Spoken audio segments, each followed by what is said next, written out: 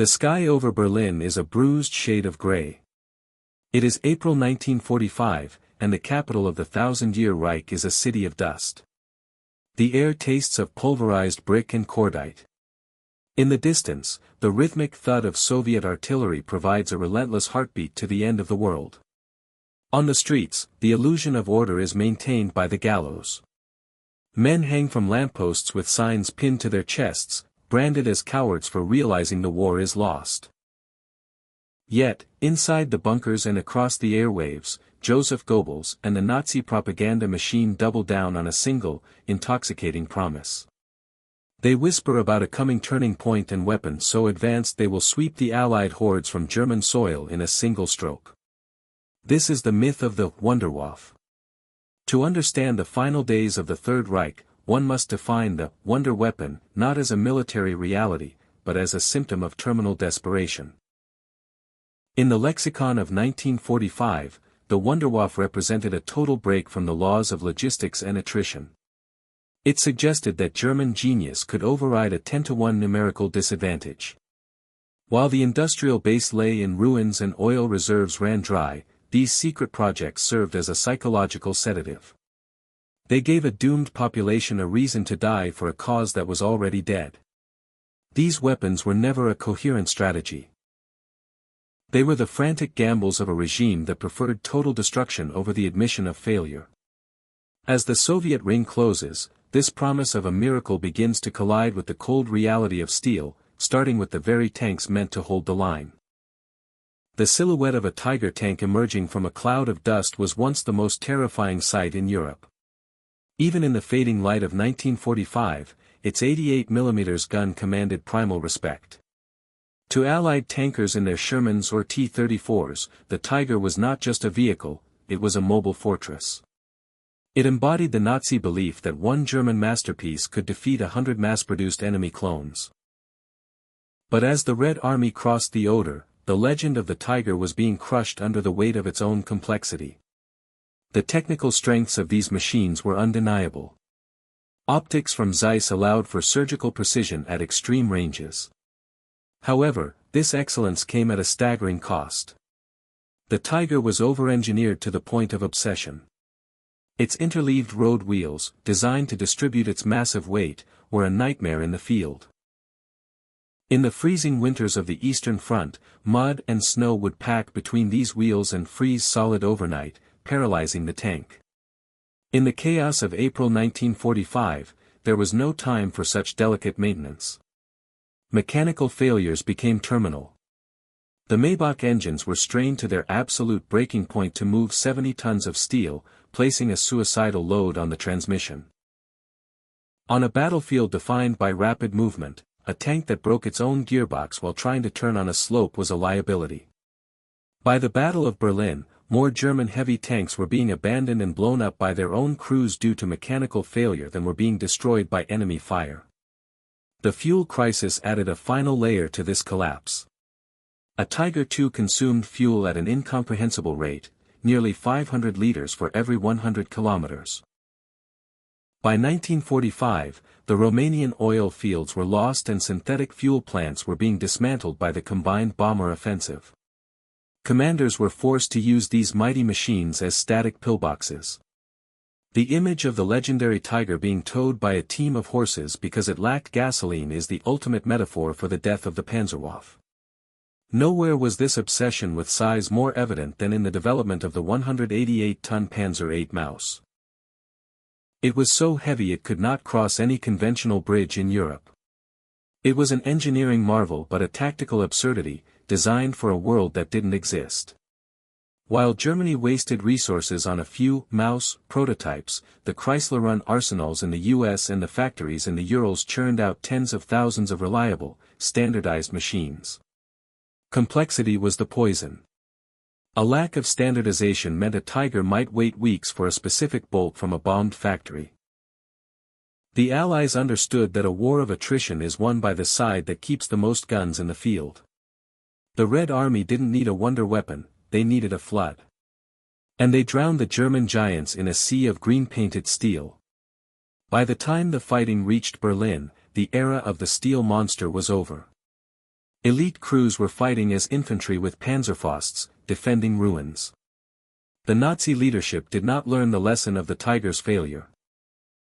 They simply looked further into the future. If the ground could not be held with steel, they believed victory would come from the sky with fire. The roar of the Maybach engine was fading, replaced by the terrifying, high-pitched scream of the rocket. Deep in the pine forests of Piemont, a towering white spear stands frozen against the dawn. Suddenly, a violent eruption of orange flame and a deafening, unnatural roar lift the 13-ton mass into the air. This is the V-2, the world's first long-range ballistic missile, rising toward the edge of space at 5 times the speed of sound. It is a technological leap that feels like sorcery in 1945. While the heavy tanks of the Panzerwaffe were failing in the mud, the Nazi leadership turned to the sky, hoping these Vergeltungswaffen, retaliation weapons, would strike London and Antwerp with the wrath of a god. The program began with the V-1, the Buzz bomb. Essentially a primitive cruise missile, it used a pulse-jet engine that emitted a terrifying, rhythmic stutter. It was cheap and easy to produce, but it had fatal flaws. It was slow enough to be intercepted by RAF fighters or shot down by anti-aircraft fire. Once its engine cut out, it fell silently, bringing death at random. Its lack of precision made it a weapon of terror rather than a tool of military strategy. The V-2 was the true breakthrough. Unlike the V-1, it was impossible to intercept. It traveled on a parabolic trajectory, falling from the stratosphere in total silence before exploding. There was no warning, no siren, and no defense. To the scientists led by Wernher von Braun, it was a masterpiece of physics. But to the war effort, it was a colossal drain. The V-2 program cost more than the Manhattan Project, yet it carried a conventional warhead that did less damage than a single Allied bomber raid. The price of this wonder was paid in blood and resources. Production was moved to the Mittelwerk, a horrific underground factory where slave laborers from the Dora Mittelbau camp lived and died in the dark. More people died building the V-2 than were killed by its explosions. This was the ultimate contradiction of the Wunderwaffe, a space-age machine built by medieval slave labor. Despite the genius of its guidance systems, it could not change the outcome of the war. It was a billion-mark distraction. As the rockets failed to break the Allied will, the regime looked for one final miracle, not in the vacuum of space, but in the speed of the jet engine. A sleek, shark-like shape streaks across the Bavarian sky, leaving behind a thin trail of black smoke and a high-pitched, ethereal whistle that sounds nothing like the roar of a piston engine. This is the Messerschmitt Me 262, the world's first operational jet fighter. In early 1945, it represented a terrifying leap in aviation. Flying at over 800 km per hour, it was nearly 150 km per hour faster than the best Allied fighters. To the American bomber crews watching these silver streaks tear through their formations, it seemed as though the laws of physics had been rewritten in favor of the Reich. The Me 262 was the ultimate wonder of the air, a machine so advanced it could theoretically reclaim the skies over Germany. But the revolutionary nature of the jet was strangled by the reality of a collapsing empire. The Jumo 004 engines were masterpieces of design, but they were fatally fragile. Due to a desperate shortage of high-grade heat-resistant metals like chromium and nickel, the turbine blades were made from inferior steel.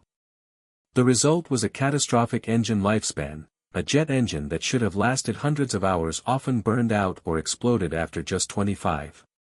A pilot could not jam the throttle forward without risking a flame-out or a mid-air fire. The wonder weapon was a delicate instrument being played in the middle of a hurricane.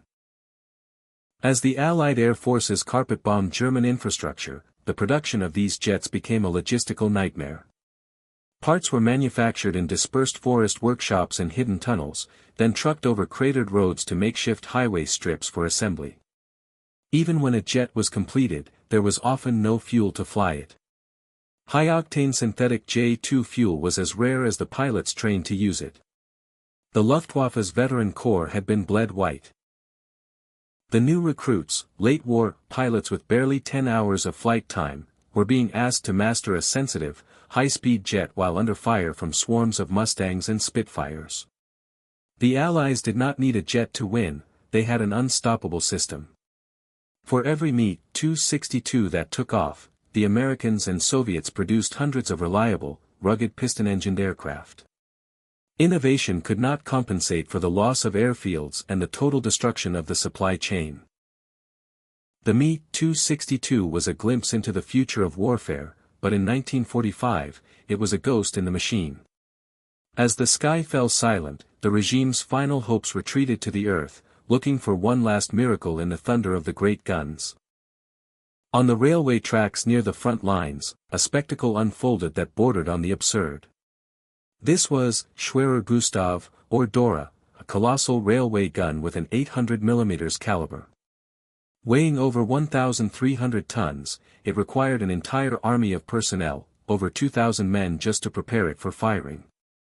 A single shell weighed more than a light tank and could penetrate meters of reinforced concrete. But in this raw power lay its fatal weakness. The logistical burden of Dora was unbearable. It required specialized double tracks for movement, and deployment time was measured in weeks. It was a weapon of a bygone era, pushed to a hypertrophied maximum at a time when the sky already belonged to the aircraft. While German engineers spent millions of marks on a single supergun, the Allies dropped thousands of tons of bombs from B-17s, making the concept of static artillery obsolete. Even more ambitious was the V-3 project, the high-pressure pump. Designed to shell London from the French coast, it featured a 130-meter barrel with multiple side chambers to accelerate the projectile sequentially. It was an attempt to create an endless artillery stream, but the concept collapsed under the impact of British Tallboy bombs. The Reich's obsession with giant size and complexity once again lost to mobility and mass production. At sea, the situation was identical. The Nazi Navy placed its final hope on the Type XXI U-boat. These were the world's first true submarines, capable of remaining submerged for an entire voyage thanks to revolutionary snorkel systems and massive battery arrays. The Type XXI was decades ahead of its time, featuring sonar that allowed for attacks without visual contact. But they arrived too late. By the time the first boats put to sea, their home ports were being captured and the Atlantic was patrolled by overwhelming anti-submarine forces. Industrial pressure and constant bombing meant that sections of the boats, manufactured in different cities, often failed to fit together during final assembly. Hitler's Germany was creating masterpieces when it needed workhorses. Every resource spent on Dora or the Type XXI accelerated the collapse of the front by diverting steel from standard artillery and fuel from tanks. But even as the great guns fell silent and the fleet went to the bottom, a final hope lingered in the corridors of power. A hope for an ultimate miracle, hidden within the atom itself. In a secluded rock cellar beneath a castle church in Hagerloch, the final, desperate experiment of the German nuclear program was nearing its end in April 1945. While Allied bombers shattered the surface world, Werner Heisenberg and his team were assembling the B-8 reactor, uranium chandelier, of 664 metal cubes suspended in a tank of heavy water. This was the culmination of years of research, yet it was a world away from the industrial might of the Manhattan Project. While the Americans had invested billions into a functional weapon, the German effort remained frozen at the laboratory level, focused on achieving a self-sustaining chain reaction that never came. The dream of a Nazi atomic bomb had been strangled by a combination of strategic missteps and successful Allied sabotage. The primary moderator for the German reactor was heavy water, the only major source of which was the Vemork plant in occupied Norway. A series of daring raids by Norwegian commandos and Allied bombers systematically destroyed the heavy water supply, setting the program back years. Without this critical material and lacking the massive industrial infrastructure required for uranium enrichment, Heisenberg's team was left with too few resources to achieve criticality. By the time the American Alsos mission reached Hagerloch on April 23, 1945, they found not a weapon, but a failed experiment. The scientists were captured, and the uranium cubes were seized and shipped to the United States. It was only later, while interned at Farm Hall, that the German physicists realized how far they had lagged behind. The news of Hiroshima was a shock that shattered their belief in German scientific superiority. The ultimate miracle had been a mirage, leaving the regime with no more secrets to hide and no more time to buy. As the last scientific defenses crumbled, the war returned to its most primal and brutal form, the struggle for the very ground beneath the Führer's feet. The final chapter of this technological delusion unfolded not in secret laboratories, but in the shattered basements of Berlin. By late April 1945, the curtain had fallen. Soviet flags already fluttered over the suburbs, and the reality of war returned to its most primal form, iron against flesh. As smoke from burning districts choked the sky, the remnants of the Wunderwaffe became part of the barricades. Mi-262 jets sat abandoned on autobahns for lack of fuel, while majestic tigers froze in the ruins as stationary pillboxes. The Nazi leadership, huddled in the concrete nest of the Führer bunker, continued to wait for news of a sudden technical catastrophe to strike the enemy. It was the ultimate disconnection from reality, a belief that sheer will and genius could halt the tide of history when the very foundation of the state had been erased. The legacy of the Wunderwaffe proved both ironic and tragic. What failed to save the Third Reich laid the foundation for the next era. When the smoke cleared, a different battle began, the hunt for brains. Operation Paperclip brought Wernher von Braun and his rockets to the United States, while Soviet engineers dismantled what remained of German factories for their own space ambitions. Technologies born of slave labor and fanaticism became the heart of the Cold War. The V-2 rocket paved the path to the moon, and jet engines forever changed civil aviation. But for millions of the regime's victims, these wonders remained symbols of death, not progress. The history of Germany's wonder weapons is a warning of what happens when science is held hostage by ideology. Elegant engineering could not compensate for strategic madness and logistical collapse. The Reich sought a silver bullet because it lacked the resources for a sustained war, and in that search, it only accelerated its own demise.